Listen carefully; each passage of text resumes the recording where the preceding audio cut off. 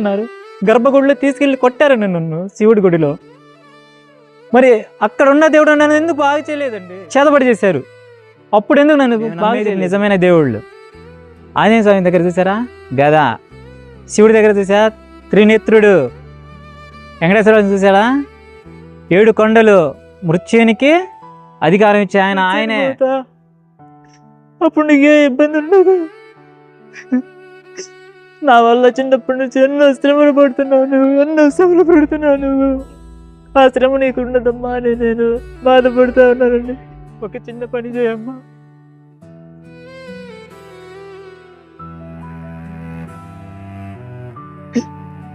ఎలుకల ముందు తీసుకురా, అన్నంలో కలిపి పెట్టారు, నిమ్మకాయలు చేశారు, తీర్థం పోసారు, కుంకుమ పోసారు, ఏదో చేశారు.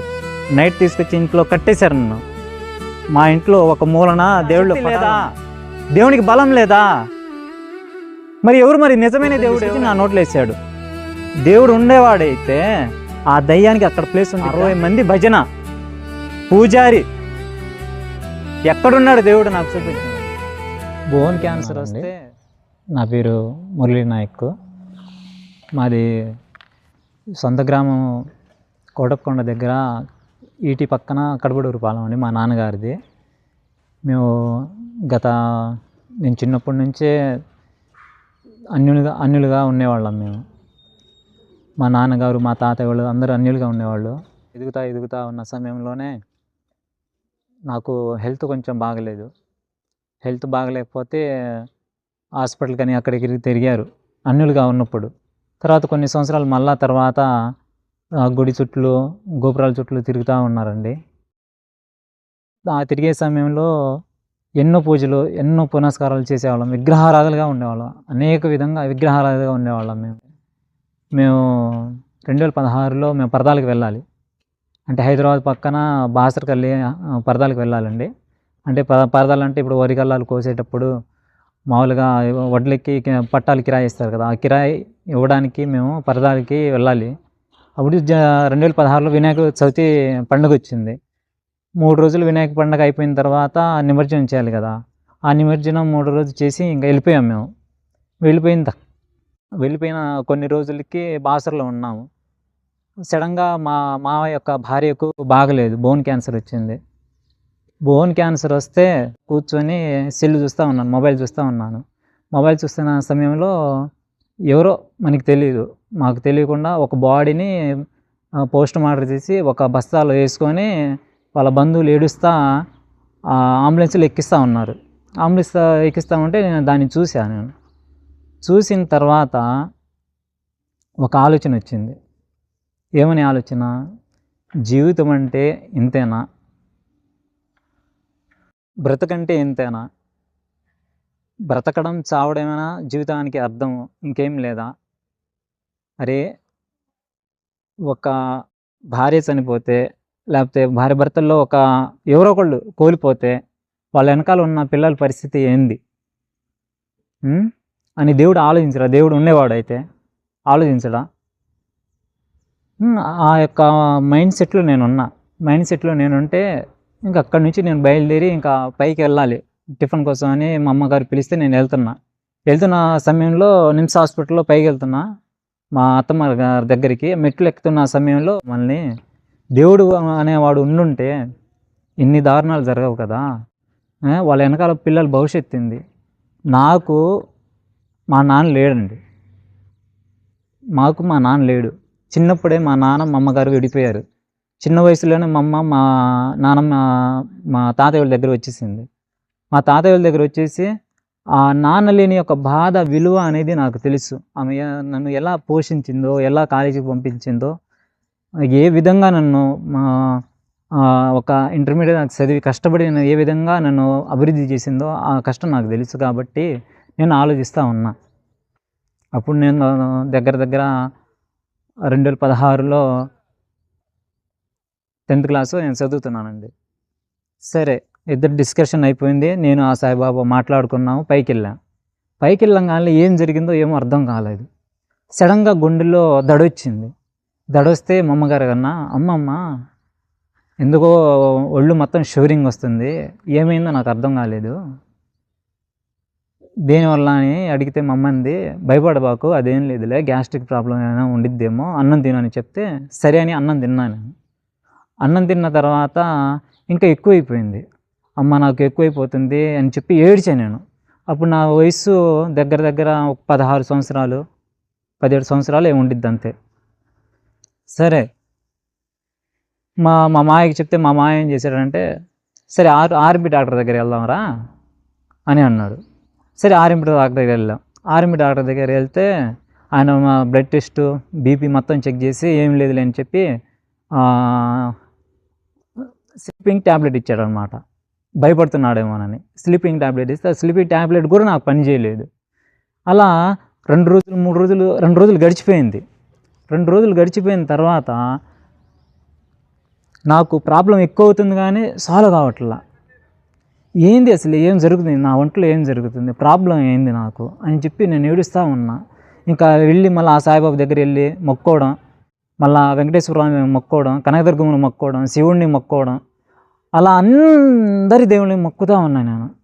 అందరి దేవుళ్ళని మొక్కుతూ ఉంటే అసలు ప్రాబ్లం ఏమనేది నాకు తెలియట్లేదు. ఇంక నేను చెప్పి అమ్మ నాకైతే వల్లగట్లేదు, నాకు భయం వేస్తుంది, నేను చచ్చిపోతానేమో అని చెప్పి భయపడుతూ ఉన్నా. భయపడుతున్న సమయంలో మా మాయ ఏం చేశాడు, మరుసటి రోజు అరే టిఫిన్కి వెళ్దామని చెప్పి నేను తీసుకెళ్ళాడండి. టిఫిన్కి అని చెప్పి తీసుకెళ్ళడం, ఆయన ఇప్పుడు కాలికి దెబ్బ తగిలితే తలికి మందు ఎవరు రాయరండి. మనుషుల బాధ ఉంది, శోధన ఉంది, ఆ బాధ నేను అనుభవిస్తున్నాను, ఆయనకి తెలియదు కదా. ఆయన ఏం చేసిండు, అరే టిఫిన్ తర్వాత తిందాంలే కానీ ఇదిగో నేను నీకు ఒక బీర్ బాటిల్ ఇప్పిస్తాను, లేకపోతే మందు తాపిస్తా, దాంట్లో కాళిక దేవి యొక్క శక్తి ఉండిద్ది. ఆ శక్తి ఉన్నప్పుడు ఏ దయ్యమైనా సరే ఏదైనా వెళ్ళిపోయిద్దిరా, నువ్వు తాగన్నాడు. నేను తాగను, నాకు వద్దని నేను చెప్పాను. ఆ మాట చెప్పంగానే ఆయన ఏమన్నాడు, అరే నువ్వు తాగు, నేను మీ అమ్మకి చెప్పను, ఆ నీలో ఉన్న భయాన్ని పోయిద్ది, నీలో భయం పోయి నువ్వు స్టాండర్డ్గా ఉంటావు అని చెప్తే నాకేం అర్థం కాలేదు. ఇంకా ఆ టెన్షన్లో నేను సరే అని చెప్పి నేను తాగేసా, బీర్ తాగేసా. బీర్ తాగేసి హాస్పిటల్కి వెళ్ళానండి. హాస్పిటల్కి వెళ్ళంగానే ఇంకా ఎక్కువ ప్రెషర్ ఎక్కిపోయింది, గుండె దడ దడ దడ దడ దడ దడ దడ దడ ఎక్కువ పెరిగిపోయింది. అప్పటికి నాకు 4 రోజులు గడిచిపోయింది, 4-5 రోజులు అయిపోయింది. అన్నం లేదు, ఆహారం లేదు, ఏం లేదు. ఎలా అయిపోయానంటే బలిష్టంగా ఉన్నవాడిని నేను, బలహీనుడు. ఎంత బలహీనంటే ఇవాళ రేపు అనే చనిపోయే స్థితిలో అయిపోయాను నేను. ఆ స్థితిలో ఇక రేపు పొద్దున ఇక 2 రోజులు 2 డేస్లో ఉండగా డిశ్చార్జ్ అని ఒక లెటర్ వచ్చింది, అది నేనే చదివాను. మా మామయ్య చెప్తే అరే రేపు వెళ్ళాలి అని చెప్పాడు మా మామయ్య. నాకైతే వల్ల కావట్లేదు, నేను వెళ్ళిపోతాను, మాకు ఛార్జీలకు డబ్బులు ఇవ్వండి, మేము వెళ్ళిపోతామని చెప్పానండి. నేను చెప్పిన పక్షాన మా మామయ్య ఏమన్నాడంటే, అరే నువ్వు ఉండు, రేపే కదా డిశ్చార్జ్ అని చెప్పాడు. సరే అని చెప్పి నేను నా బాధ నేను దిగమింగుకొని ఆగిపోయాను. నేను ఆగిపోయిన తర్వాత మా మామయ్య వాళ్ళ మా అత్తమ్మ గారి అక్క వాళ్ళ కూతురు సతీష్ పాస్టర్ చర్చికి వెళ్తూ ఉంటారంట. అక్కడ ఆ హాస్పిటల్ కాదు, వేరే హాస్పిటల్ ఆమె నర్సింగ్గా చేస్తుంది. ఆమె ప్రభువుని నమ్ముకుంది. మా మామయ్య భార్యకు సర్జరీ చేయడానికి తీసుకెళ్ళినప్పుడు ఆమెకి బీపీ కొంచెం పెరిగితే అమ్మాయి వచ్చి ప్రేయర్ చేసి, మామయ్య బాబాయ్ ఈ అత్త చిన్నమ్మ నేను ప్రేయర్ చేస్తాను, ఏం కాదులే, టెన్షన్ పడబాకండి అని చెప్పి ప్రేయర్ చేసి ఆ బైబిల్ అక్కడ పెట్టి వెళ్ళిపోయిందంట. నాకు బాగలేదు కదా. ఆయన ఏంటంటే ఆ బైబిల్ తీసుకొచ్చి దాని ముందర ఏం జరిగిందంటే ఒక ఆమె వచ్చింది, అదే హాస్పిటల్ ఉంది, నిమ్స్ హాస్పిటల్లో. వాళ్ళ పాపకి వెన్నుపూస సర్జరీ కోసం అని చెప్పి వాళ్ళు అక్కడ ఉన్నారు. ఆమె ఏం చేసింది, పోచమ్మ గుడి దగ్గరికి వెళ్ళి కుంకుమ తీసుకొచ్చిందంట. కుంకుమ తాయితో అదే తీసుకొచ్చింది. అది తీసుకొచ్చి నా నోట్లో ఎంత వేసిందండి, ఇంత వేసింది. నాకేం కాలేదు. ఇంకా నేను కొంచెం ఏడుస్తూనే ఉన్నాను, బాధ ఎక్కువ అవుతానే ఉంది. మా మామ ఏం చేశాడంటే, ఈ మొత్తం కాదమ్మా, మా అమ్మ నేను పక్కన కూర్చొని, ఈ మొత్తం కాదు, నువ్వేం చేయాలంటే మీ వజన్ దగ్గర బైబిల్ ఉండిద్ది, అది తీసురా, దీని సంగతి ఏదో చూద్దామని చెప్పి బైబిల్ తీసుకొచ్చి నా నెత్తి మీద పెట్టి ప్రార్థన చేశాడండి. ప్రార్థన చేస్తే నా ఒళ్ళంతా కాలిపోయి షివరింగ్ వచ్చింది, గడగడ గడగడ గడగడ వణికిపోయానండి. నేను వణికిపోయి భయపడ్డా. ఇంకా ఏదో అయిపోతుంది, ఏమో అయిపోతుంది, కాలిపోతుంది, ఒళ్ళు మొత్తం కాలిపోతుంది. అలా కాలిపోతున్న సమయంలో మా మామయ్య అన్నాడు, అమ్మాయి వీడికి ప్రాబ్లం ఏంటంటే ఏదో పట్టింది, వీడికి దయ్యం అయితే ఏదో పట్టింది, సరే రేపు వెళ్తాం కదా అని చెప్పి, రేపు డిశ్చార్జ్ అయిపోతున్నాం కదా అని చెప్పి, సరే మరుసటి రోజు మేము మా అత్తమ్మ గారికి డిశ్చార్జ్ చేశారు. మేము బయలుదేరి మా ఇంటికి వెళ్ళిపోయాం. మా ఊరు చిలకలూరిపేట, అంటే మా అమ్మ వచ్చేసింది కదా, మా తాతయ్య వాళ్ళ ఊరు చిలకలూరిపేట దగ్గర వేమవరం అనే గ్రామం. ఆ గ్రామంలో నేను, మా అమ్మ, మా తాతయ్య వాళ్ళు, మా మామయ్య వాళ్ళు అందరం కలిసే ఉంటామండి. అందరం కలిసే ఉంటాం. ఆ రోజు ఏం జరిగిందంటే, మేము ఇంటికి వెళ్ళేలోగా నైట్ 8 అయింది. అదే రోజు మా ఊరి శివాలయంలో నవరాత్రులు ఉత్సవాలు జరుగుతున్నాయి. ఉత్సవాలు అంటే భజనలు చేస్తున్నారు. దాదాపు ఒక 50-60 మంది దాకా భజన చేస్తున్నారు. ఏమండి, ఒక చిన్న ప్రశ్న, మనకి 3 దేవుళ్ళు అని అంటారు కదా, నేను అన్యున్నే. అప్పటికి నేను అన్యున్నే. నేనేమో యేసుప్రభుని నమ్మి ఎవరో నన్ను తీసుకెళ్ళి నువ్వు యేసుప్రభు నమ్ముకో అని నేను చెప్తే నేను వెళ్ళలేదు. నేను అన్యున్నే. కానీ నాకు ఒక ప్రశ్న వేసాను. అక్కడికి వెళ్ళాము, శివాలయానికి తీసుకెళ్లారు. మా మావాళ్ళు కొట్టారు నన్ను, ఆ నైట్ కొట్టారు, బాగా కొట్టి శివాలయం. దేవుడు ఉండేవాడైతే ఆ దయ్యానికి అక్కడ ప్లేస్ ఉండిద్దా? 60 మంది భజన, పూజారి, ఎక్కడున్నాడు దేవుడు నాకు చూపించండి. దేవుడు ఉంటే నాకు చూపించండి. మరి ఆ దయ్యం ఎందుకు పోలేదు? మరి చెప్తా, దానికి కూడా అన్యులు కూడా ఈ సాక్ష్యం వినాలి. ఎందుకంటే నేను అన్యుల కుటుంబంలో నుంచి నన్ను వచ్చా. మా తాతయ్య, మా నాన్నోళ్ళ నాన్న వాళ్ళు సపరేట్గా ఒక దేవుణ్ణి ఎంచుకొని ఒక చెట్టు కింద ఒక 7 రాళ్ళు పెట్టుకొని వీళ్ళే మా దేవుళ్ళు అని చెప్పి బలులు అర్పించారంట. ఆ విషయం అమ్మ నాకు చెప్పింది. ఆ మాట నాకు చెప్తే నేనే, అమ్మో దేవుళ్ళు ఇంతమంది ఉంటారా అంటే నిజమైన దేవుడు. అప్పటికి నాకు ప్రశ్నే ఉంది, చిన్న వయసులో కానీ నాకు ప్రశ్నే ఉంది, అబ్బో ఇంతమందా, సరే అని నేను అనుకున్నా. మా తాతయ్య అంతరాలు కట్టేవాడంట, బలులు అర్పించేవాడంట. ఏం జరిగిందో ఏందో, కుటుంబ సమస్యల ప్రకారం మా నాన్న వేరే పెళ్లి చేసుకోవడం, మమ్మేమో మా తాతయ్యల దగ్గర వచ్చేసింది. సరే వచ్చేసింది, అయిపోయింది, మొత్తం గతం జరిగిపోయింది, అవి వదిలేయండి. సరే శివాలయాన్ని తీసుకెళ్ళి వేశారు. పూజారి తీర్థం తీసుకొచ్చి నా నోట్లో వేసాడండి. వేసాడు. దేవుడి గర్భగుడిలో వేసిన దయ్యమే పోలేదు, తీర్థం వేసినా పోలేదు. 60 మంది భజన చేస్తున్నారు కదా, అక్కడ దేవుడు ఉంటాడు కదా. దేవునికి అధికారం లేదా? దేవునికి శక్తి లేదా? దేవుడు శాసిస్తే ఏ దయ్యం ఉండిద్దండి, ఏ దురాత్మ ఉండిద్దండి? దేవునికి ఆ శక్తి లేదా? దేవునికి బలం లేదా? మరి ఎవరు? మరి నిజమైన దేవుడు ఎవరండి? సరే అక్కడి నుంచి ఇంటికి వచ్చేసాము. అక్కడి నుంచి నైట్ మళ్ళీ అక్కడ కొట్టారు, ఏదేదో చేశారు, ఆయుతులు కట్టారు, నిమ్మకాయలు చేశారు, తీర్థం పోసారు, కుంకుమ పోసారు, ఏదేదో చేశారు. నైట్ తీసుకొచ్చి ఇంట్లో కట్టేశారు నన్ను. మా ఇంట్లో ఒక మూలన దేవుళ్ళ ఫటాలు ఉన్నాయి. దేవుళ్ళ ఫటాలు ఉంటే మా అమ్మ వెళ్ళి అక్కడ మొక్కుకుంటుంది, అయ్యా నాకు ఒక్కడే ఒక కొడుకు, సంవత్సరం కూడా కాలేదు, నేను అక్కడి నుంచి నేను ఇక్కడ వచ్చేసా, నాకు దేవుడు ఆయన ఉండేవాడైతే నా కొడుకుని బ్రతికించండి. చచ్చే పరిస్థితిలో ఉన్నాడు. అప్పటికి నాకు 7 రోజులు అన్నం లేక ఇలా అయిపోయా. 7 రోజులు. మరుసటి రోజు మా చిన్నమ్మ ఒకటి ఉంది, మా చిన్నమ్మ గారు వేరే ఊర్లో ఉంటారు, నాగరాజపల్లి అని గ్రామంలో. అక్కడి నుంచి నాకు బాగాలేదని చెప్తే పాప పరిగెత్తుకుంటూ వచ్చి ఆమె ఒంట్లో కనకదుర్గమ్మ వచ్చిద్ది అప్పుడప్పుడు. వచ్చి మూల గుడి దగ్గర వెళ్ళి కూర్చొని దేవుణ్ణి మొక్కుతా ఉంటే ఆ ఒంట్లో కనకదుర్గమ్మ వచ్చి నేను దక్కిస్తానంది.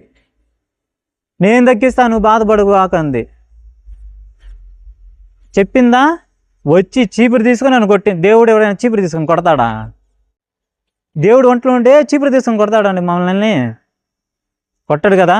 ఆమె చీపురు తీసుకొని వచ్చి నేను కొట్టింది. మా మామయ్య వాళ్ళు కొట్టారు. నలిగిపోయా. ఉన్న బలహీనతమే, కొంచెం ఉన్న బలం కూడా ఇంకా బలహీనంగా అయిపోయా నేను. అలా మళ్ళీ అక్కడికి 2 రోజులు గడిచిపోయింది. గడిచిపోయిన తర్వాత మా చిన్నమ్మ అన్నాం కదా, నారాజపల్లి నుంచి వచ్చినామా, ఆమె ఏం చేసిందంటే ఈ దయ్యానికి ఇలా కాదు, వాత పెడితే వెళ్ళిపోయిద్దని అట్లగాడ తీసుకెళ్ళి గ్యాస్ మీద తీసుకెళ్ళి ఆ అట్లగాడ మీద కాల్చి నాకు తీసుకొచ్చి నా కాళ్ళు మీద పెడితే ఒక జానమందం తోలు లేచిపోయింది. జానమందం తోలు లేచిపోయింది, తెల్లగైపోయింది, ఏం లేదు, కండ మొత్తం లేచిపోయింది. ఉన్న బాధే సరిపోక ఇది ఇంకొక బాధ అని చెప్పి ఇంకా మా అమ్మ ఏడుస్తూ ఉంటే మా మామయ్యలు ఉన్నారు, ఈడేదో కావాలని చేస్తున్నాడు, ఈడు మనసులో ఎవరైనా అమ్మాయి ఉందేమని చెప్పి ఏదేదో అనుకున్నారు వాళ్ళు. అనుకున్న తర్వాత అందరూ బయటికి వెళ్ళిపోయారండి. నేను మా అమ్మగారు ఇద్దరమే ఉన్నా. మా అమ్మ చెప్తా ఉంది, అరే నీకేం జరిగిందిరా, నీకేం జరిగిందో నాకు చెప్పు అని అంటే, అమ్మ నా శరీరం ఆది నాన్న లేదు, నాకేం జరిగిందారా, నేను సంపాదించి మొత్తం నీకు పెడుతూనే ఉన్నాను కదరా అంటే, అమ్మా ఒక్క మాట అన్నాను, మనకి నాన్నెవరు లేరు కదా, వెనక ముందు ఎవరు లేరు కదా, ఎంత చేసినా ఏం చేసినా చిన్నప్పటి నుంచి మా అమ్మగారే చూసుకున్నారు, ఎవరు నాకు రాలా, దగ్గరికి రాలా. మా అమ్మ నిజం చెప్పరా అంది. అమ్మ ఒక మాట చెప్తా, నీకంత భారంగా ఉంటే నేను నా వల్ల నీకు అంత భారంగా కనిపిస్తే ఒక చిన్న పని చేయమ్మా,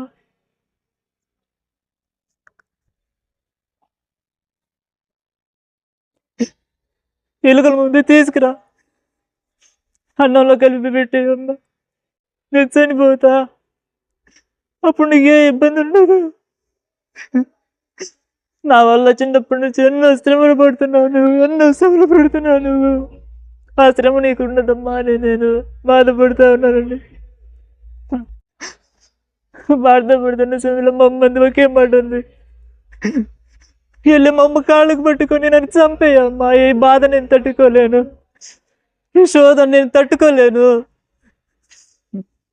నేను చంపేయ బాగా ఏడుస్తా చెప్పి. అప్పుడు మా అమ్మ ఉంది, ఏ దేవుడు లేరురా మనకి, ఎవరు లేరురా, చస్తే ఇద్దరం చనిపోదాం అని చెప్పి ఆ మధ్యాహ్నం పూట ఇద్దరం మాట్లాడుకుంటా ఉన్నాం.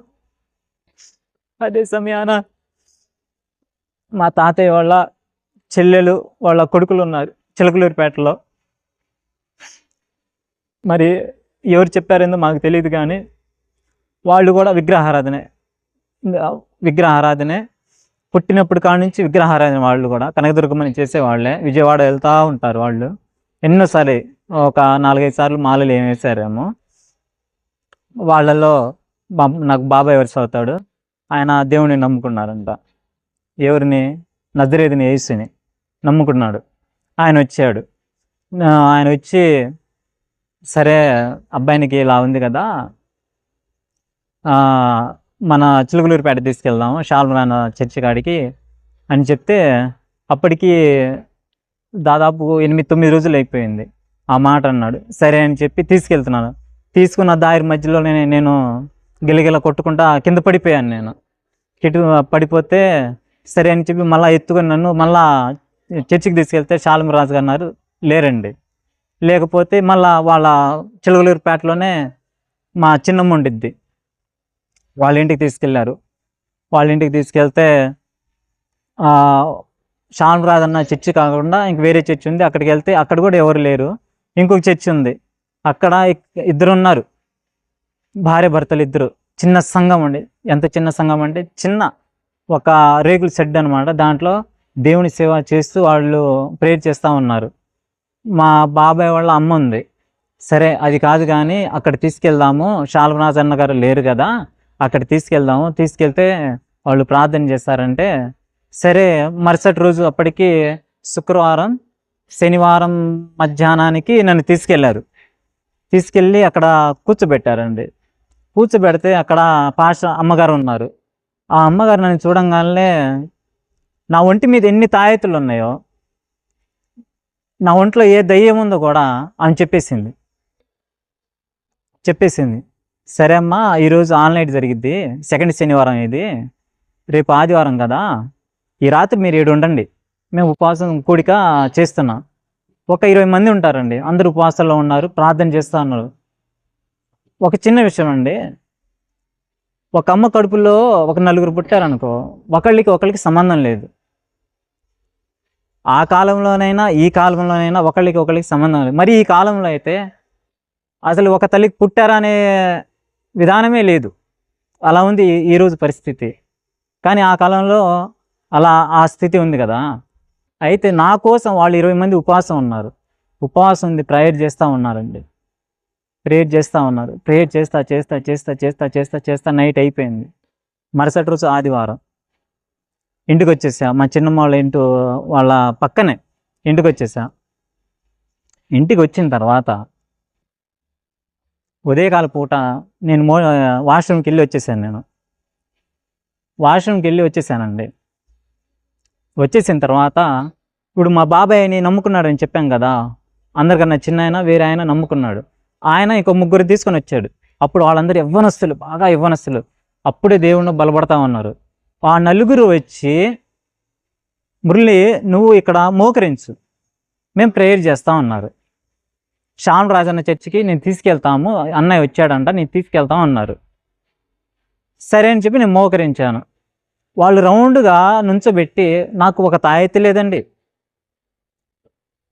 ఏంది ఒక కొబ్బరికాయ లేదు, ఏ పూజారి రాలేదు, ఎవరు ఏం లేరు. ఒక బైబిలు, 4 మనుషులు, వాళ్ళ విశ్వాసం, దేవుడు ఉన్నాడనే విశ్వాసం. సరే అని చెప్పి రౌండ్గా నుంచొని నేను ప్రేయర్ చేస్తూ ఉంటే ఒక స్వరం వినబడింది నాకు, కుమారుడా నేనున్నాను కదా నీకు, నువ్వు నా ఎద్దుకి రా, నేనున్నాను నీకు అని చెప్పి ఒక స్వరం వినబడింది. ఎవరబ్బా నాతో మాట్లాడుతున్నారని ఆ ఇంట్లో నేను చుట్టుపక్కల చూస్తూ ఉంటే ఎవరు కనబడట్లా. ఆ శబ్దం ఇంకా ఉండే కొద్దీ ఎక్కువ అవుతుంది.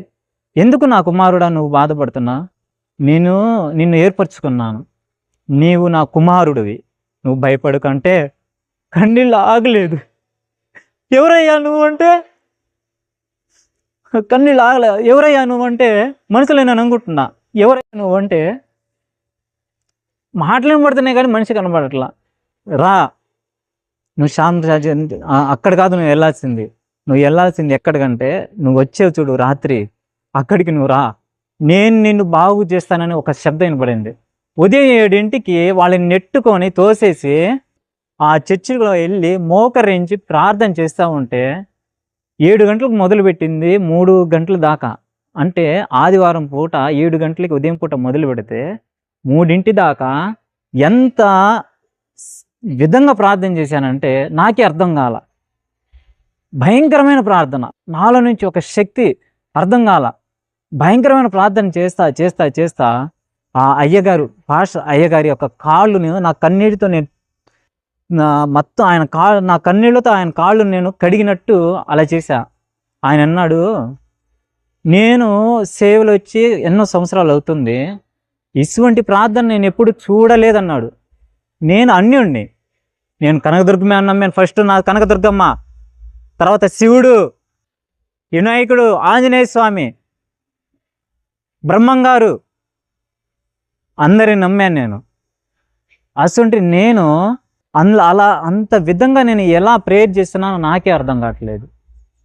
అప్పుడు ఒక పరిశుద్ధాత్మ ఉంటుంది, నువ్వు ఇంకా బాధపడబాకు, నేను విడిపించుటకు నా రక్తం నేను కార్చాను, నువ్వు బాధపడబాకంటే, ఎవరయ్యా నువ్వు తేపకు వస్తున్నావు, నాకు ఒక శబ్దం వినబడుతుంది, ఏందయ్యా అంటే చుట్టుపక్కల చూస్తే నాకు కనబడట్లా.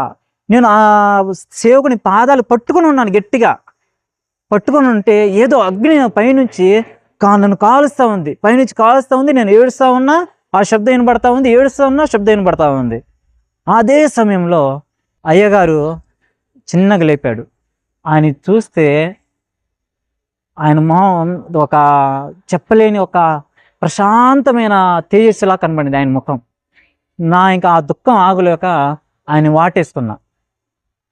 వాటేసుకుంటే ఆయన శరీరం నుంచి ఒక ఆత్మ, ఒక అగ్ని అండి నా హృదయాన్ని తాకి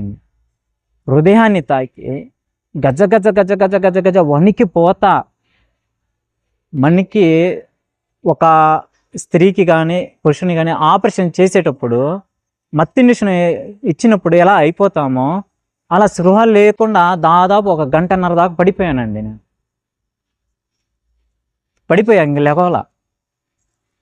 తర్వాత లేచి చూస్తే మా అమ్మగారు పక్కన ఉన్నారు, నా వెనకాల ఉన్నారు, జనాలు అందరూ వెళ్ళిపోయారు.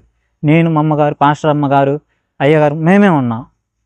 ఇంకా పాస్టర్ అమ్మగారు చెప్పింది, అయ్యా నువ్వు దేవుణ్ణి నమ్ముకో అంటే నేను నమ్మలా. అప్పుడు కూడా నేను నమ్మలా. అంటే నేను నమ్మనని చెప్పలేదు, ఆ మాట నేను చెప్పలా. సరే అమ్మా చూస్తాంలే అని చెప్పి మా అమ్మ చెప్పేసి, ఎందుకంటే అన్యులం కదండి, మూఢనమ్మకాలు ఉంటాయిగా. అమ్మ మీ అబ్బాయికి రక్షణ ఇప్పియండి, యవ్వన ప్రాయంలో ఉన్నాడు, బాప్తిసం ఇప్పండి అంటే మా అమ్మ అంది, సరే అమ్మా 1 వారం రోజులు ఆగొస్తాము అప్పుడు ఇప్పిస్తాంలే అని చెప్తే, అక్క మేము ఎందుకు చెప్తున్నావు ఒకసారి అర్థం చేసుకో.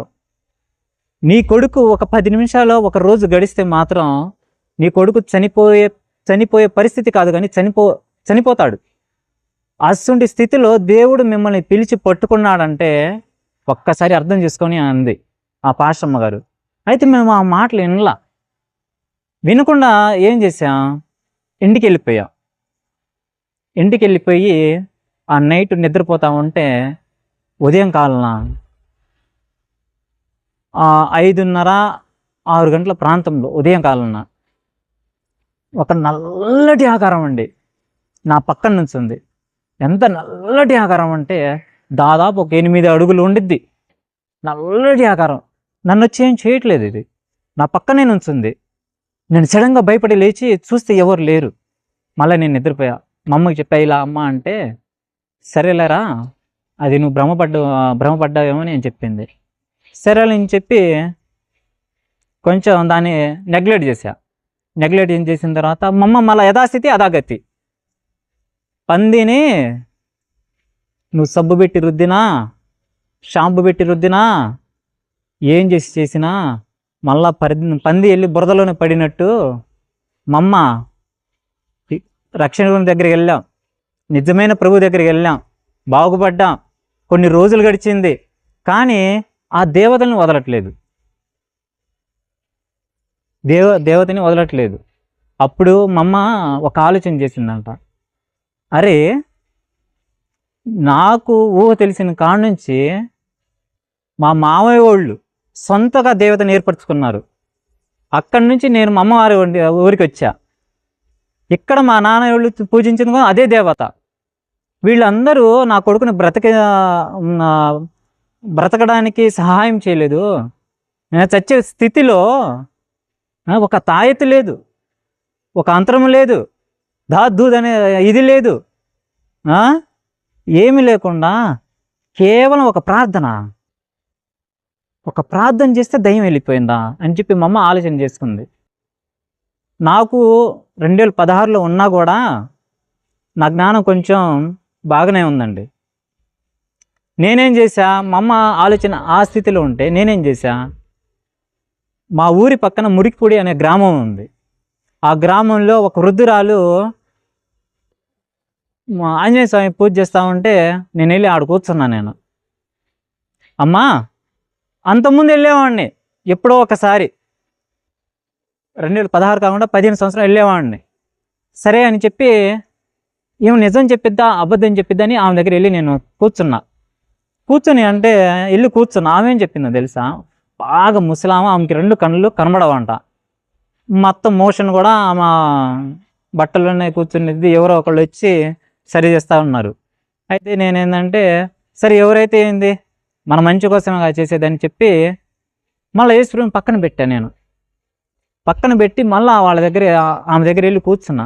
అమ్మ నాకు పరిస్థితి ఇలా అంటే ఆమె చెప్పింది, నీకేం లేదయ్యా, నువ్వు బాగానే ఉన్నావు కదా, నువ్వు ఏం చేస్తావంటే నీకు శివుడు పిలుస్తున్నాడు, శివుడు నీకు తండ్రి, నువ్వు పూర్వజన్మలో శివుడు నీకు తండ్రి. ఏంది శివుడు నేను పిలుస్తున్నాడు కాబట్టి నువ్వు శివభక్తుడివి, ఏంది అందుకు నువ్వు జాగ్రత్తగా నిష్టగా పూజ చేయి, నీకేం కాదంది. ఓరే ఓరే ఓరే స్వామి ఇదేందిరా నాయన అనుకున్నా నేను. ఆ మనసులో అలా అనుకొని సరే ఇంకేం చెప్పిద్దు అని చెప్పి నేను అన్నా, సరే అమ్మా నేను ఇప్పుడు ఏ దేవుడిని నమ్ముకున్నానో చెప్పమని అడిగాను నేను ఏ దేవుడిని నమ్ముకున్నాను నువ్వు నిజంగా చెప్తావు కదా కళ్ళు మూసుకొని. ఆమెకి ఎట్టైనా కళ్ళు కనబడవాలి, నేను ఎవరనేది ఆమెకు తెలుగు కొంచెం కొంచెం కనబడతా ఉండేది. సరే అమ్మ నేను ఇప్పుడు ఏ దేవుడిని నమ్ముకున్నాను, నాకు ఒక సమస్య ఉంది, ఆ సమస్య చెప్పమంటే నువ్వు నరసింహస్వామిని నమ్ముకున్నావు ఇప్పుడు. సరేలే చెప్పిందని మనసులో అనుకున్నా. నువ్వు వెళ్తా ఏం చేస్తావంటే ఒక రేగి ముళ్ళు తీసుకో, దానిని కాలర్కి అంటే ఈ కాలర్కి దాన్ని గుచ్చుకొని నువ్వు ఇంటికి వెళ్ళిపో. గుచ్చుకొని ఇంటికి వెళ్ళిపోతే నీకున్న దోషాలు మొత్తం వెళ్ళిపోయిద్ది, నువ్వు బాగుపడతావు. యేసయ్యా హల్లెలూయా. అయితే సరే అని ఇంటికి వెళ్ళి మంచం మీద కూర్చొని ఆలోచిస్తూ ఉన్నా, ఇంతమంది దేవుళ్ళు ఉన్నారు, ఏ దేవుడు నన్ను కరుణించలేదు, ఏ దేవుడు నన్ను బాగు చేయలేదు. యేసుప్రభు దగ్గర వెళ్తే నా శరీరం మొత్తం ఫ్రీగా అయిపోయింది. ఆయన నిజమైన దేవుడా లేకపోతే ఏందా అని ఆలోచిస్తూ ఉన్నా. చిన్నప్పుడు అండి ఒక చిన్న మాట చెప్తాను నేను. చిన్నప్పుడు నాకు ఊహ తెలియదంటే మరి అంత చిన్న వయసు కాదు, ఒక 6-7 సంవత్సరాలు ఆ మధ్యలో ఉంటాను నేను. అయితే చిన్న వయసులో ఏం జరిగిందంటే నేను మా అమ్మగారు ఏదో చిల్లర సామాన్లు తీసుకొని రమ్మని ఊళ్ళోకి పోయి రమ్మంది. నేను వెళ్తూ ఉన్నాను, నాకన్నా ఒక చిన్న అబ్బాయి నాకు ఎదురుస్తూ ఉన్నాడు. వాడి దగ్గర ఒక ఉంగరం పడిపోయిందంట, అబ్బాయిది వెండి ఉంగరం పడిపోయింది. అది యేసు ప్రభు ఉంగరం అండి, పడిపోయింది. నాకు వచ్చి అడిగితే అరే నాకేం కనబడలేదురా అని నేను అన్నా. నువ్వు కొంచెం దూరం వెళ్ళినాక అది నాకు కనబడింది. నేనేం చేసేదాన్ని, నా కాలు తీసి వేళ్ళు ఉంటాయి కదా, ఆ వేళ్ళు మధ్యలో వేళ్ళ మధ్యలో పెట్టేసేదాన్ని. వాడు మళ్ళీ వచ్చి నన్ను అడిగాడు, అన్న నీకు ఉంగరం కనబడిందా, అది నాది కాదన్నా మా అక్క ఇది, అది ఎంగేజ్మెంట్ ఇది ఇచ్చినప్పుడు అంటే నాకేం కనబడలేదురా అని నేను అన్నా. అప్పుడు యేసుప్రభు అంటే నాకు అస్సలు చిరాకు. ఎంత చిరాకంటే ఒక ఆయన ఉంటాడు మా ఊరిలో, ఆయన తల నుంచి అరికాలు వరకు అదేదో నూనె రాసుకుంటాడు. అప్పుడు కొబ్బరి నూనెలు ఏం లేవు, ఆవుందం రాసుకొని ఉంటాడు. ఆయన దగ్గర వస్తే నాకు చిరాకు, ఆ వాసన నేను తట్టుకోలే. ఆయన పక్కన నుంచి అంత దూరం వెళ్తా, ఆ వీళ్ళల్లో అస్సలు నమ్మను. ఆయన అంటే నాకు చిరాకు. ఏనా యేసుప్రభుగా ఏందేముండిద్ది శక్తులు, మేము నమ్మేది నిజమైన దేవుళ్ళు. ఆంజనేయ స్వామి దగ్గర చూసారా గద, శివుడి దగ్గర చూసా త్రినేత్రుడు, వెంకటేశ్వర చూసాడా 7 కొండలు, మృత్యునికి అధికారం ఇచ్చే ఆయనే. అయ్యప్ప స్వామి చూసారా శివుని కుమారుడు, కుమారస్వామి చూసారా శివుని కుమారుడు. ఇంతమంది దేవుళ్ళు ఉన్నారు, ఈయన యేసుప్రభు ఏంది, ఈయన గద లేదు ఏం లేదు, ఈయనంట నన్ను బాగు చేస్తాడంట, ఈయనంట దేవుడు అంట అని చెప్పి ఆ యొక్క భ్రమలో నేనున్నా. కానీ దేవుడు అండి, నిజంగా చెప్తున్నా, దయచేసి నా మాట వినండి, ఆ దేవుడిని ఒక్కసారి గ్రహించండి. మీ పాదాలు పట్టుకుంటాను, ఆ దేవుడిని మీరు గ్రహించండి.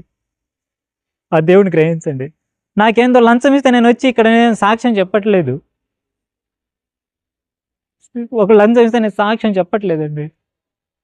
మరి ఇంత దేవతలు ఉన్నారు, ఇంతమంది ఉన్నారు, గర్భగుడిలో తీసుకెళ్ళి కొట్టారు నన్ను శివుడి గుడిలో. మరి అక్కడ ఉన్న దేవుడు నన్ను ఎందుకు బాగు చేయలేదండి? చిన్న వయసులో నన్ను చేతబడి చేశారు, అప్పుడు ఎందుకు నన్ను బాగు చేయలేదు? ఎన్నో సమస్యలు, అమ్మ నాన్న ఇద్దరు విడిపోయారు, ఇద్దరిని కలపొచ్చు కదా. ఆయన వెళ్ళి ఇంకో పెళ్లి చేసుకున్నాడు. నేను మా అమ్మ అనాథ, మా తాతయ్య వాళ్ళ దగ్గర ఉన్నాం మేము, మా తాతయ్య వాళ్ళ దగ్గర. ఇప్పుడు కూడా ఆయన దగ్గర మేము ఉన్నాం. నిజమైన దేవుడిని ఒక్కసారి జ్ఞాపకం చేసుకోండి. నిజమైన దేవుడు నజరేయుడు యేసుక్రీస్తు తప్ప భూమి మీద కానీ ఆకాశం మీద కానీ ఎవ్వరు లేరండి. నేను చెప్తున్నా,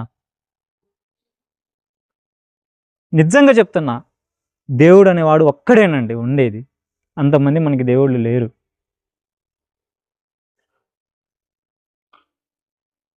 అయ్యా నేను కూడా ఎంతో శ్రీశైలం వెళ్ళానండి, విజయవాడ వెళ్ళాను, వెంకటేశ్వర స్వామి తిరుపతి వెళ్ళాను, అన్నీ మొత్తం తిరిగి వచ్చాను. నేను కూడా మాల ఒకసారి వేసా. ఒక చిన్న విషయం చెప్తా. మాల వేసుకున్న 2014 నేను ఒకసారి మాలేసాను. నేను మాలేసి అదే పట్టుల వ్యాపారం కానీ కర్ణాటక వెళ్తే, కర్ణాటక బళ్ళారి పక్కన వద్దటి క్రాస్ అని ఒక ఊరు ఉండిద్ది. ఆ ఊర్లో మేము పరదాలు వేసాము. మాకు అక్కడ లాస్ వచ్చింది. ఇంక 2 రోజులు బయలుదేరుతాం అనగా ఒక పాము నన్ను కాటేసింది. అది ఎలా కాటేసింది, నేను బాత్రూంలో స్నానం చేస్తూ ఉన్నా. అంటే అక్కడ మాకు ఇల్లు ఏం లేదు, ఒక గుడారం వేసుకొని పక్కన పట్టతో బాత్రూమ్ కట్టుకొని నైట్ పూట సాయంత్రం 7 ఆ మధ్యలో స్నానం చేస్తూ ఉంటే పాము కాటేసిందండి. పాము కాటేస్తే అసలే మాకు గిరాకీ లేదు, డబ్బులు లేవు. ఈ సమయాన పాము కాటేసింది. ఆ విషయం నాకు తెలియదు పాము కాటేసింది అనేది. సరే అని చెప్పి నేను ఇంట్లో వచ్చి వినాయకుడి స్వామి ఫోటో ఉంటే దాన్ని మొక్కుంటున్నా. నేను మొక్కుంటూనే మా చిన్నమ్మ కొడుకు, నేను చెప్పాను కదా నాగరాజపల్లి నుంచి మా ఒక చిన్నమ్మ వచ్చి నన్ను బాగా కొట్టిందని, ఒంట్లో కనదుర్గం వచ్చిద్దని ఉంది. వాళ్ళ దగ్గర మేము ఉండేది. ఆ కొడుకు చిన్నవాడు ఉన్నాడు. అన్న నీ కాళ్ళకి రక్తం ఏదో వస్తుందన్నా అని అంటే, కాళ్ళు చూసుకున్నాను, రెండు రక్త చుక్కలు వస్తున్నాయి కాళ్ళలో నుంచి. వస్తుంటే అరే ఏందో నాకు కూడా అర్థం కాలేదు అని చెప్పి ఇంక మా అమ్మకి చెప్పా. మా అమ్మకి అర్థమైపోయింది ఇదేందో కరిచిందని. కరిచి ఇంకా అనుకున్నా ఒక 10 నిమిషాలు నీరస పడిపోయా. ఇంకా నేను కింద పడిపోయా. ఇంక అక్కడి నుంచి ఒక గుడికాడ తీసుకెళ్ళారు. అక్కడి నుంచి ఇంకో గుడికాడ ఇంకో ఆయన పసరిస్తాడు, అక్కడ అన్నీ తీసుకెళ్ళారు. దేవుడు మనల్ని అన్యున ఉన్నప్పుడు కాదండి పట్టుకునేది. ఎప్పుడు పట్టుకుంటాడు తెలుసా? తల్లి గర్భంలో నేను రూపింపుగా ముడిపోయే, నా అరిచేతిలో నేను చెక్కి ఉన్నాను, తల్లి గర్భంలో నువ్వు ఉన్నప్పుడే నేను ఎరిగి ఉన్నానని చెప్పాడు చూడండి బైబిల్ గ్రంథంలో ఒకసారి. ఆయన సృష్టికర్త, మనల్ని ఏర్పరిచిన తండ్రి కాబట్టి ఆయన అప్పుడు పట్టుకుంది, నేను చిన్నప్పుడు పట్టుకుంది, ఇప్పటివరకు నా చెయ్యి కూడా విడవలేదు. ఆయన నిజమైన దేవుడు. ఒకసారి అట్నే అండి, అదే 2014 సంవత్సరంలో, ఆ వయసు ప్రాంతంలో 12-13 సంవత్సరాలు ఉండిద్ది. ఆ ప్రాంతంలో నేనేం చేశానంటే, మా అమ్మ స్కూల్కి వెళ్ళమంది. స్కూల్కి వెళ్ళి నువ్వు చదవట్లేదురా, నీకు సరిగ్గా మార్కులు రావట్లేదు అని చెప్పి నన్ను కొడతా ఉంటే, సరే అందరూ బయటికి వెళ్ళిపోయారు, ఎవరు లేరు. మా తాతయ్యలు పరదాల పనికి వెళ్ళిపోయారు. మా అమ్మ ఏంది నన్ను చదివిస్తానని చెప్పి ఇంటికాడ ఉంది. మా అమ్మ పనికి వెళ్ళిపోయింది. అందరు నువ్వు చదవట్లేదు అని అంటే, సరస్వతీదేవి ఫోటో ఉంది ఇంట్లో. ఆ ఫోటో దగ్గర కూర్చోండి, అమ్మా నువ్వు సరస్వతీదేవి కదా, నాకు చదువు నేర్పమ్మా. ఏంది మీకు కావాల్సింది బలి అర్పణలే కదా, నా దగ్గర నాకంత తెలివి లేదు అప్పుడు, చిన్న వయసు. సరే మీకు కావాల్సింది అదే కదండి, మీకు కావాల్సింది బలి అర్పణలే కదా, సరే అని చెప్పి నేనేం చేశానంటే, ఆ చిన్న వయసులో మా అమ్మ గాజు ఉందండి, ఆ గాజుని పగలగొట్టి నా చేతులు మొత్తం కోసుకున్నా. ఇలా కోసుకొని మా ఇంట్లో ఒక ఫోటో ఉండిద్ది పెద్దది, ఒక 3 అడుగుల స్టిక్కర్ లాంటి ఫోటో ఒకటి ఉండిద్ది. అప్పుడు మా తాతయ్యలు పూరి గుడిసే. ఆ ఫోటో కూడా మీకు ఒకసారి చూపెడతాను, అన్నయ్య గారికి పంపిస్తాను నేను. ఆ కనదుర్గం ఫోటో మధ్యలో ఉండిద్ది. దాని మీద 9 మంది దేవతలు ఉంటారు. నా రక్తం తీసి ఆ రక్తాన్ని వాటి మీద కొంచెం కొంచెం కొంచెం కొంచెం కొంచెం కొంచెం రాస్తా ఉన్నాను నేను. రాస్తా ఉంటే అప్పుడు నాకు ఏంటంటే ఒక ఆలోచన వచ్చింది, అమ్మాయి రక్తబలి ఇచ్చేసాను కదా, ఇంకా నేను బాగా చదువుతా, బాగా ఎదుగుతా, ఇంకా లైఫ్ ఇంకా నాకు తిరగలేదు అని చెప్పి హ్యాపీగా ఉన్నా. సాయంత్రం పూట మా అమ్మ వచ్చిందండి, ఈ చేతి నేను కోసుకుంది, పనికి వెళ్ళి వచ్చింది. నాన్న పొద్దున ఏదో కోపంలో అనేసంట్రా నిన్ను అని అంటే, సరే అమ్మా అని అన్నా. పచ్చడి అన్నం పెడితే అన్నం కలుపుతా మంట పుట్టి ఏడుస్తా ఉంటే మా అమ్మ వచ్చి, ఏమైందిరా అన్న,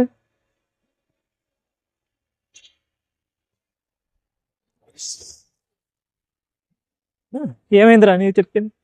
అమ్మా నన్ను మీరు చదువు రావట్లేదు అని అంటా ఉన్నారు కదమ్మా, నేను ఎంత చదివి నా మైండ్కి ఎక్కట్లేదు, అందుకని దేవుడు ఉన్నాడు కదమ్మా, కనకదుర్గమ్మ ఉంది కదా, మన అమ్మ కదమ్మా, అందుకని నా రక్తం ఆమెకి బలిగా ఇచ్చానమ్మా అని అంటే నేను ఇలా వాటేసుకొని ఆమె ఏడుస్తావు. ఎవరు లేరు, మమ్మల్ని ఎవరు ఆదుకునే వాళ్ళు లేరు. చిన్నప్పుడు నాన్న దూరం అయిపోయాడు, ఎన్నో కష్టాలండి, నన్ను చేతబడి చేశారు, దయ్యం పట్టింది, ఎన్నో సమస్యలు, ఇల్లు లేదు, ఏమీ లేదండి. ఆఖరికి ఒక సమయాన్ని హాస్పిటల్ పడి ఉన్నప్పుడు మా బంధువులు కూడా వచ్చి నన్ను ఆదరించట్లేదు. పాపం మా అమ్మగారు ఎంత కష్టపడిందో, ఏం చేసిందో, ఇంటర్మీడియట్ దాకా చదివించింది. తర్వాత ఐటీఐ సివిల్ చేశాను. ఐటీఐ సివిల్ చేసిన తర్వాత అలా కాలం గడుస్తూ ఉంది. అదే నేను 2014 ఆ సంవత్సరం అన్నాను కదా, ఆ రక్తం ఆ దేవుడికి అర్పించిన తర్వాత తలస్నానం చేశానండి. ఆ కనకదుర్గం ఫోటోకి ఆ రక్తం అడ్డించాను కదా, తలస్నానం చేసి నేను దేవునితో మాట్లాడాలని చెప్పి ఏం చేశాను తెలుసా, దేవుడు అంటే అంత పిచ్చండి నాకు, దేవుడిని చూడాలి, దేవునితో మాట్లాడాలని అంత పిచ్చి దేవుడు అంటే నాకు. అయితే నేనేం చేశానంటే రక్తం అర్పించాను కదా, మమ్మ వెళ్ళిపోయింది కదా పనికి, మర్చిపోయా చిన్న విషయం చెప్పడం, పనికి వెళ్ళిపోయింది కదా, తలస్నానం చేసేసా. ఆ నీళ్ళలో కొంచెం పసుపు వేసేసి కొంచెం వేపాకు ఆకులు తీసుకొని దాంట్లో వేసేసి కలిపేసి తలస్నానం చేసి మా ఊరు బయట బాగా చెట్లు ఉంటాయండి, చెట్లు ఉంటాయి, నేను బాత్రూమ్ గట్టే వెళ్తా. అటే వెళ్తే ఆ పుట్ట మీద ఆ పుట్ట ఉంది, నేను తీర్మానం ఒకటి తీసుకున్నా, ఇవాళ నేను దేవుడితో మాట్లాడాలి, నాగరాజు స్వామితో మాట్లాడాలి నేను. అది ఏదో దేవత అంటారు, నీలపాటి అమ్మవారి తల్లి నాగరాజు స్వామి అంటారు కదా, ఆమెతో మాట్లాడాలి. కాబట్టి నేను వెళ్తా, చావనైనా చస్తయ్యాల కానీ దేవునితో మాట్లాడే, కనకదుర్గమైనా రాని, నాగరాజు స్వామి రాని, నీలంపాటి అమ్మవారి తల్లి అయినా రాని, వాళ్ళతో నేను ఇవాళ మాట్లాడాలి అని చెప్పి తీర్మానం చేసుకుని, చిన్న వయసే, దేవుడు అంటే అంత ప్రాణం అండి నాకు, దేవుడిని చూడాలంటే ప్రాణం నాకు. అయితే సరే అని చెప్పి తలస్నానం చేసేసా. మా మావయ్య కొడుకున్నాడు, అదే హైదరాబాద్లో మా అత్తమ్మ గారికి బాగలేదని చెప్పాను కదా, వాళ్ళ కొడుకు చిన్నప్పుడు మా దగ్గర వదిలిపెట్టి వెళ్ళారు, వాడున్నాడు. అరే నేను ఇప్పుడే వస్తాను అని చెప్పి వెళ్ళిపోయి పుట్టుంది ఊరు బయట చాలా దూరం, ఇంకా బాగా కంప, ఒక అడవి, దట్టమైన అడవి లాగా ఉండిద్ది అది అప్పట్లో. వెళ్ళి ఆ పుట్ట మీద కొంచెం ఇలా చేసేసి ఆ పుట్ట మీద కూర్చున్నానండి. కూర్చొని తపస్తన్నమాట. ఆ ఏజ్లో మీరు నమ్మండి నమ్మకపోండి, నేను ఒకటే చెప్తున్నా, ఇది మాత్రం నిజంగా నేను బైబిల్ పెట్టి చెప్తున్నానండి. నిజంగా నేను సేవకులు చూడండి, యవ్వనస్తులు చూడండి, ఎవరైనా చూడండి, అన్యులు చూడండి, నేను ఒక దేవుడిని నేను అపహేళన చేయట్లేదు. ఫస్ట్గా నేను చెప్తున్నా, దేవుడు అనేవాడు ఒక్కడే, ఆ దేవుడి గురించి నేను చెప్తున్నా. అంధకార లోయలో పడి ఉన్న నేను, చీకట్లో ఉన్న నన్ను వెలుగులోకి నడిపించిన నా తండ్రి గురించి నేను చెప్తున్నా. వెళ్ళి ఆ పుట్ట మీద కూర్చొని ఓం దుర్గాయ నమః, ఓ వెంకటేశ్వర స్వామి నమః, ఆంజనేయ స్వామి నమః, నాకు వచ్చింది, నేను మాట్లాడుతానన్నా. నాగరాజయ్యా రాయ్యా, నాతో మాట్లాడయ్యా, నేను నీతో మాట్లాడాలి, మమ్మోళ్ళు నన్ను చదువులేదని అంటున్నారు, నేను కూడా మీలో దేవుణ్ణి అయిపోవాలి, నేను కూడా మీతో మాట్లాడాలి, నేను కూడా చాలామందికి అది చేయాలి ఇది చేయాలి, దేవుని శక్తి నేను పొందుకోవాలని ఎన్నో తపస్సులాగా అలా చేశా. ఆ రోజు సాయంత్రం 5 అయింది, అక్కడి నుంచి మళ్ళీ ఇంటికి వచ్చా. ఎంతసేపు అలా చేసినా మళ్ళా ఆ పుట్ట మీద కూర్చున్నాక ఏ బొక్కలో నుంచి ఏ పాము వచ్చిద్దో నాకు తెలియదు. మళ్ళీ అది భయం, ఇలా చూస్తా ఉన్నా, కళ్ళు మూసుకొని ఓం నమ శివాయ, ఓం నమ శివాయ, ఓ వెంకటేశ్వర స్వామి నమః, అమ్మో ఏ నుంచి ఎక్కడి నుంచి వచ్చిద్దో, మళ్ళీ నారాయణ స్వామి వస్తాడేమో మాట్లాడదామని, మళ్ళీ ఇది భయం అది భయం, దీన్ని చూసానేమో దేవుడు రాడని, దేవుడు వస్తే ఇదేం వచ్చి కరిసిద్దేమో అని, దాంట్లో నుంచి తేలు వచ్చిద్దో, పాము వచ్చిద్దో, ఏం వచ్చిద్దో అని. అలా ఉన్న సందర్భంలో అలా తపస్సు చేస్తా చేస్తా చేస్తా చిన్న వయసులోనండి, నిజంగా చెప్తున్నా, మీరు నవ్వండి, పిచ్చోడనండి, ఏదైనా అనండి, నాకు ఇబ్బంది ఏమీ లేదు. నేను ఈ రోజు నమ్మింది నజరేయుడు యేసు. మృత్యుని సైతం ముళ్ళుని విరిచి 3వ దినమ లేచిన నజరేయుడు యేసు నేను ప్రకటిస్తున్నాను ఈరోజు. ఆయన నిజమైన దేవుడు కాబట్టి నేను ఈరోజు గుండెల ధైర్యంగా చెప్తున్నాను నేను. సరే, ఒక చిన్న మాట అండి, మీరు అంతమంది దేవుళ్ళని నమ్మారు కదా, మీరు చూశారు దేవుడిని? దేవుడు మీతో మాట్లాడారా? దేవుడు? కనకదుర్గ మాట్లాడిందా? ఆంజనేయస్వామి మాట్లాడారా? శివుడు మాట్లాడారా?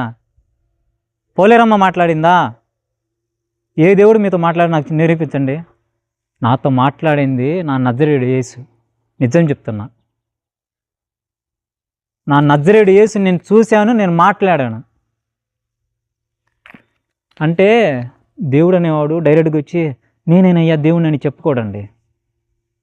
ఆయన కాంతి. దేవుని చూడాలంటే నిర్గమకాండమైన ఆది కాండమైన ఒకసారి తెరిచి చదవండి. మోషేతో చెప్తాడు, మోషే నువ్వు కొండ మీద ఎక్కి నా యొద్దకు రా, నా యొద్దకు వచ్చినప్పుడు నువ్వు ఏం చేస్తావంటే నా వెనుక నుంచి వచ్చి నా వెనుక భాగాన్ని చూడు కానీ నా ముఖాన్ని చూడవాకంటాడు.